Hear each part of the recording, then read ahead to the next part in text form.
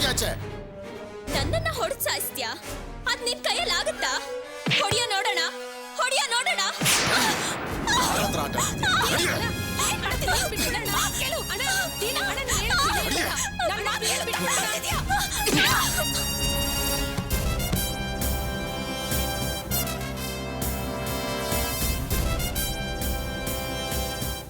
ದೀನಾ, ನಿನಗೇನಾಗಿದೆ? ಹುಚ್ಚಿಗೆ ಸಿಡ್ದಿದ್ಯಾ? ಯಾಕೆ ಹೀಗೆಲ್ಲ ನಡ್ಕೊತಾ ಇದೀಯಾ? ಎಲ್ಲಿಗೆ ಬಂದು ಯಾರ ಹತ್ರ ನ್ಯಾಯ ಕೇಳ್ತಾ ಇದೀಯಾ?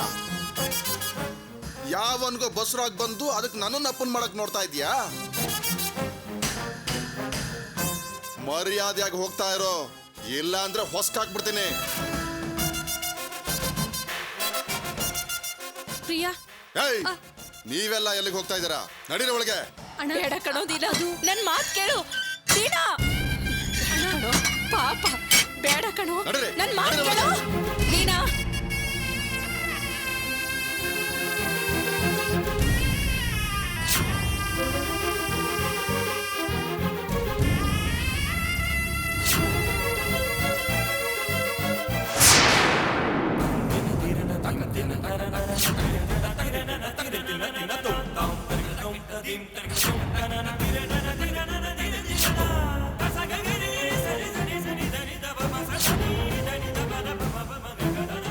ಅಯ್ಯೋ ಪಾಪಿ, ನನ್ನನ್ನೇ ಕತ್ತಿಡ್ದು ಆಚೆ ತಳ್ತಿಯಲ್ಲ? ನೀನ್ ಉದ್ಧಾರ ಆಗೋದಿಲ್ಲ ಕಣೋ.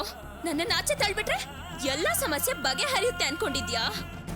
ಹೀಗೆ ಹತ್ಕೊಂಡು ಹೋಗಿ ಸೂಸೈಡ್ ಮಾಡ್ಕೋತೀನಿ ಅಂತ ಅನ್ಕೊಂಡಿದ್ಯಾ? ಇಲ್ಲ ಕಣೋ, ಇಲ್ಲ. ನಾನ್ ನಿನ್ನ ಸುಮ್ನೆ ಬಿಡೋದಿಲ್ಲ. ಇವಳಿನ ಓದ್ತಾ ಇರೋ ಹುಡುಗಿ ತಾನೆ, ಇವಳಿಂದ ಏನ್ ಮಾಡಕ್ಕಾಗತ್ತೆ ಅಂತ ತಪ್ಪು ಲೆಕ್ಕಾಚಾರ ಹಾಕೊಂಡಿದ್ಯಾ ಅನ್ಸುತ್ತೆ.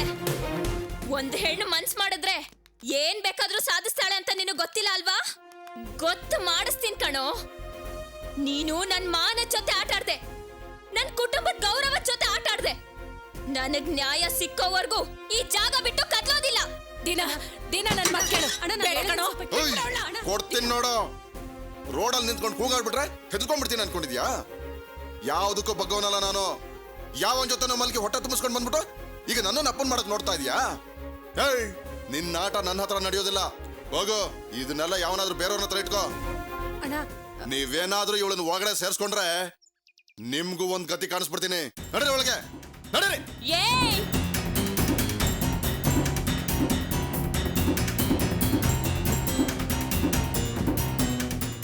ನನ್ನನ್ನ ಕೈಲಾಗ್ದವಳು ಅಂತ ತಿಳ್ಕೊಂಡ್ ಮಾತಾಡ್ತಿದ್ಯಾ ಅಲ್ವಾ? ನಾನ್ ಇದನ್ನ ಹೀಗೆ ಬಿಡೋದಿಲ್ಲ ಕಣೋ. ನನ್ ಮನ್ಸನ್ನ, ನನ್ ದೇಹನ ನಿನಗ್ ಬಲಿ ಕೊಟ್ಟಿದ್ದು ನಿಜ. ನನ್ ಹೊಟ್ಟೆಲಿರೋ ಮಗುಗೆ ನೀನೇ ಅಪ್ಪ ಅನ್ನೋದು ನಿಜ. ಇದನ್ನ ನಿನ್ ಬಾಯಲ್ಲೇ ಹೇಳ್ಸಿ, ನಿನ್ ಕೈಯಲ್ಲೇ ತಾಳಿ ಕಟ್ಟಿಸ್ಕೊಂಡು ಇದೇ ಮನೇಲಿ ನಿನ್ ಜೊತೆಲೆ ಸಂಸಾರ ಮಾಡ್ತೀನಿ. ನೋಡ್ತಾ ಇರು. ಅಲ್ಲಿವರೆಗೂ ಈ ಜಾಗ ಬಿಟ್ಟು ಎಲ್ಲೂ ಹೋಗೋದಿಲ್ಲ. ಇದು ಸತ್ಯ, ಇದು ಸತ್ಯ, ಇದು ಸತ್ಯ.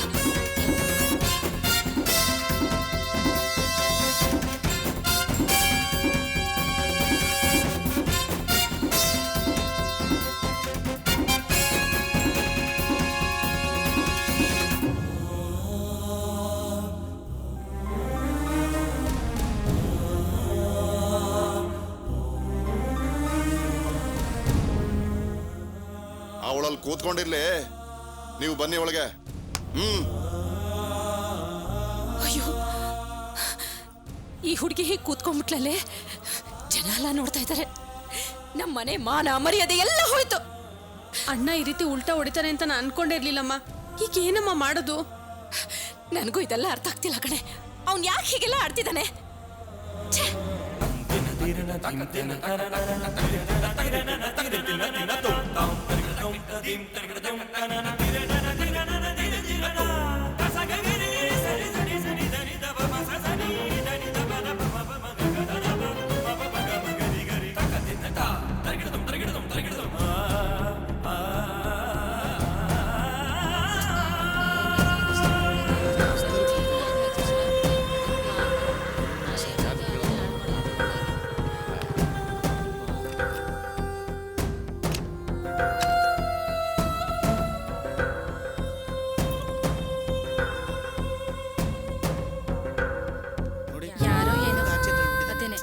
ಪ್ರಿಯಾ? ಅಣ್ಣ ತುಂಬಾ ಹೊತ್ತಿಂದ ಹೀಗೆ ಕೂತಿದ್ದಾಳೆ. ಯಾಕಮ್ಮ ಪ್ರಿಯಾ ಬೀದಿಲ್ ಕೂತಿದ್ಯಾ? ಅಣ್ಣ ಆ ಪಾಪಿ ಕಿರಾತ್ಕ ಆಚೆ ತಳ್ಬಿಟ್ಟಿದ್ದಾನೆ.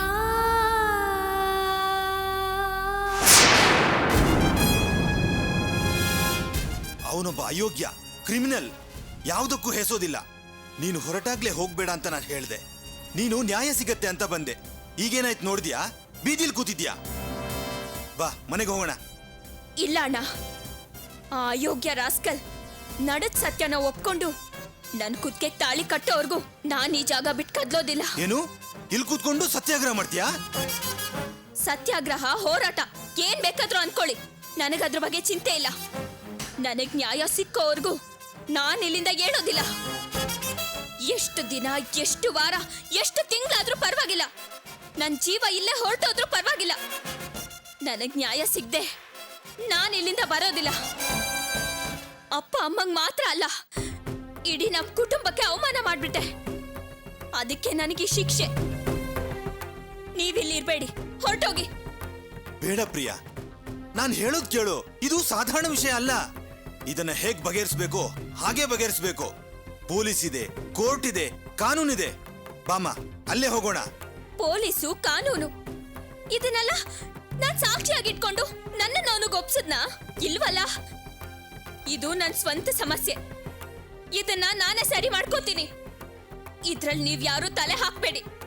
ಹೋಗಿ ನೀವ್ ಅಪ್ಪ ಅಮ್ಮಂಗ್ ಸಮಾಧಾನ ಮಾಡಿ. ಈ ಪ್ರಿಯಾ ಮಾನಿಗೆಟ್ಟು ಬರೋದಿಲ್ಲ. ಯಾವನಿಗ್ ತನ್ನನ್ನು ಒಪ್ಸಿದ್ಲೋ ಅವನ್ ಕೈಯಿಂದಲೇ ತಾಳಿ ಕಟ್ಟಿಸ್ಕೊಂಡ್ ಬರ್ತೀನಿ ಅಂತ ಹೇಳಿ ಹೋಗಿ.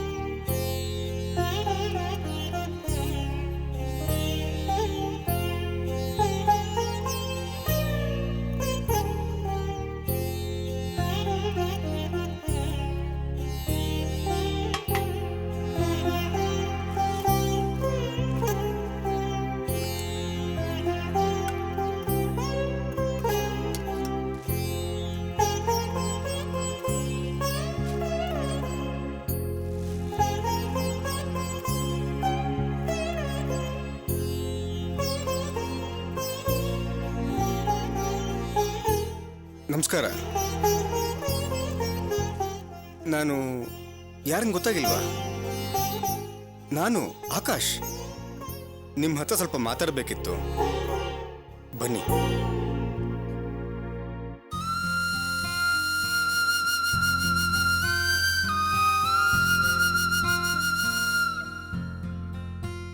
ಕೆಲವು ದಿನಗಳ ಹಿಂದೆ ಏನೇನೋ ನಡೆದಾಯಿತು. ಅದೆಲ್ಲ ನಿಮ್ಗೆ ಗೊತ್ತಿದೆ. ಕಾರಣ ಏನಂತನೂ ಗೊತ್ತು. ನಾನು ನಿಮ್ಮ ಮನೆಗೆ ಹೆಣ್ಣು ಕೇಳಕ್ಕೆ ಬಂದಾಗ ರಾಣಿ ನನ್ನನ್ನು ಪ್ರೀತಿಸ್ಲೇ ಇಲ್ಲ ಅಂತ ಹೇಳಿದ್ಲು. ಅವಳು ಸುಳ್ಳು ಹೇಳಿದ್ಲು. ಅವಳು ನನ್ನ ಪ್ರೀತಿಸ್ತೀನಿ ಅಂತ ಹೇಳಿದ ಮೇಲೇ ನಾನು ನಮ್ಮ ಅಪ್ಪ ಅಮ್ಮನ ಕರ್ಕೊಂಡು ಹೆಣ್ಣು ಕೇಳಕ್ಕೆ ಬಂದಿದ್ದು. ಅದಾದಮೇಲೆ ಕಾಲೇಜ್ ಹತ್ರ ಬಂದು ನನಗೆ ನಮ್ಮ ಅಣ್ಣ ಮುಖ್ಯ, ಅದಕ್ಕೆ ಆಗ ಹೇಳಿದೆ ಅಂತ ಹೇಳಿದ್ಲು. ಆಗಲೂ ಕೂಡ ನಾನು ಮುಖ್ಯನಾ ನಿಮ್ಮ ಅಣ್ಣ ಮುಖ್ಯನಾ ಅಂತ ಕೇಳಿದೆ. ಅದಕ್ಕೆ ಅವಳು ನಮ್ಮ ಅಣ್ಣನೇ ಮುಖ್ಯ ಅಂತ ಹೇಳಿದ್ಲು. ನಾನು ಕೋಪದಲ್ಲಿ ನಿನ್ನ ಮುಖ ತೋರಿಸ್ಬೇಡ ಅಂತ ಹೇಳ್ಬಿಟ್ಟು ಹೊಟ್ಟೋಗ್ಬಿಟ್ಟೆ. ಆದರೆ ಆಮೇಲೆ ನನ್ನಿಂದ ಅವಳನ್ನ ಮರೆಯೋಕ್ಕಾಗಿಲ್ಲ. ನಾನು ನೋಡೋ ಕಡೆಯಲ್ಲೆಲ್ಲ ಅವಳಿದ್ದಾಳೆ ಅನಿಸುತ್ತೆ. ಯಾವಾಗಲೂ ರಾಣಿ ನೆನಪಾಗ್ತಾಳೆ. ಅವಳು ಕೂಡ ನನ್ನ ಪರಿಸ್ಥಿತಿಲೇ ಇರಬೇಕು. ಯಾಕೆಂದರೆ ನಾವಿಬ್ಬರು ಅಷ್ಟೊಂದು ಸಿನ್ಸಿಯರಾಗಿ ಲವ್ ಮಾಡ್ತಿದ್ವಿ.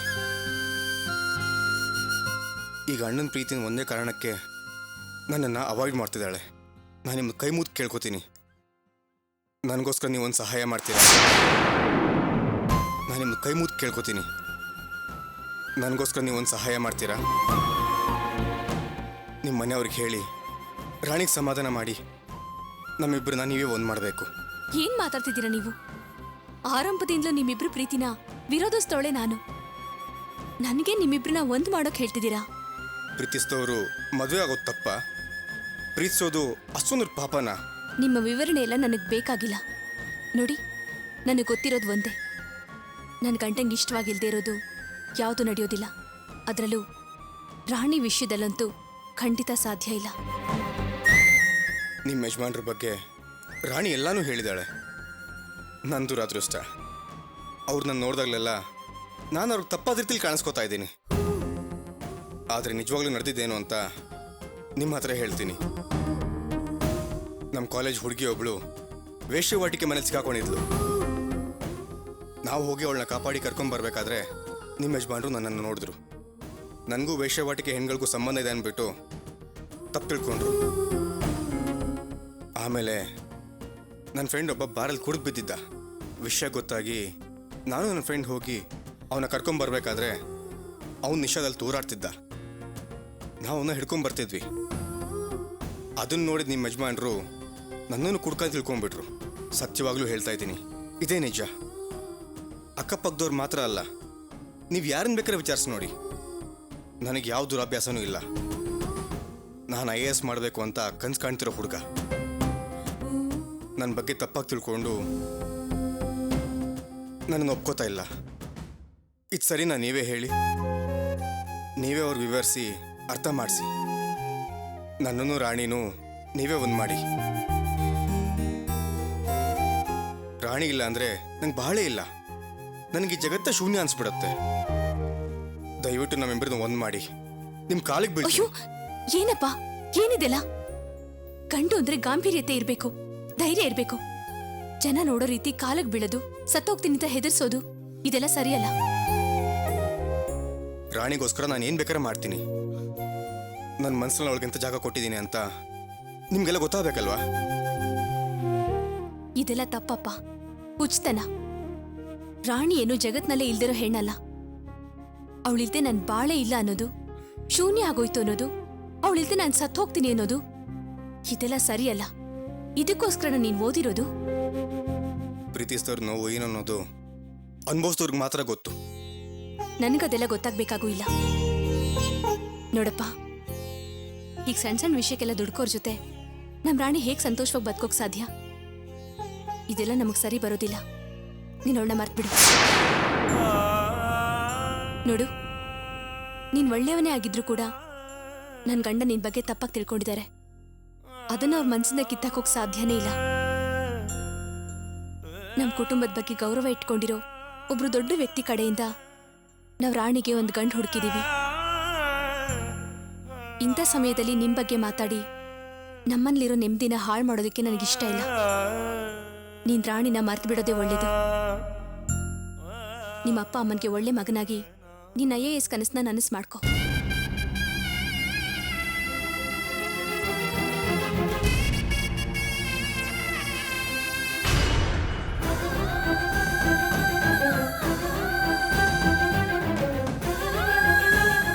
ಏನಪ್ಪ ಇದು ಅನ್ಯಾಯ? ಆ ಹುಡುಗಿ ಮದುವೆ ಆಗ್ತೀನಿ ಅಂತ ಹೇಳ್ಬಿಟ್ಟು ಪ್ರೀತಿ ನಾಟಕ ಆಡ್ಬಿಟ್ಟು ಹೊಟ್ಟೆಲ್ ಮಗು ಮಾಡ್ಬಿಟ್ಟು ಬೀದಿ ನಿಲ್ಲಿಸಿದಾನಲ್ಲ. ಅವನ್ಗೆ ಹೇಳೋರು ಕೇಳೋರು ಯಾರೂ ಇಲ್ಲ. ಇಷ್ಟ ಬಂದಂಗೆ ಆಡ್ತಿದ್ದಾನೆ. ಈ ಹುಡುಗಿಗೆ ಅನ್ಯಾಯ ಮಾಡಿರೋನ್ನ ಸುಮ್ಮನೆ ಬಿಡಬಾರ್ದು. ಈ ಹುಡುಗಿಗೆ ನ್ಯಾಯ ಕೊಡಿಸ್ಲೇಬೇಕು. ಬನ್ನಿ ಎಲ್ರು ಹೋಗೋಣ. ನಡೀರಿ, ಹೋಗೋಣ. ಬಿಡೋಣ. ಬನ್ನಿ ಎಲ್ರು ಹೋಗೋಣ, ನಡೀರಿ. ಬನ್ರಿ ಬನ್ರಿ, ಕೇಳೇ ಬಿಡೋಣ. ಅದೇನಾಗುತ್ತೋ ನೋಡೋಣ. ತಟ್ರಿ ಬಾಗಿಲ.